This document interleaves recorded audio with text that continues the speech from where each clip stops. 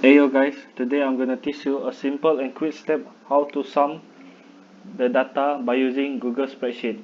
This process is called submission, like this, and this graph I already prepared before the video regarding about products and the price.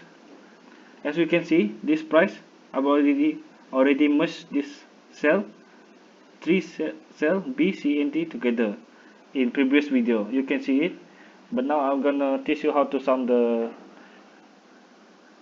data. First step, we're gonna do equal sign at this.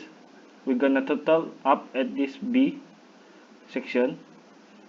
We're gonna total up coffee, tea and Milo. First step is equal sign, type sum, and then we can open bracket, type this. I want to sum this three product together. Type B2, okay, B2 colon and B4 until Milo at this range, and then we close bracket and press enter, and here we go, we're gonna get the actual sum of the product. Thank you guys for watching and peace out.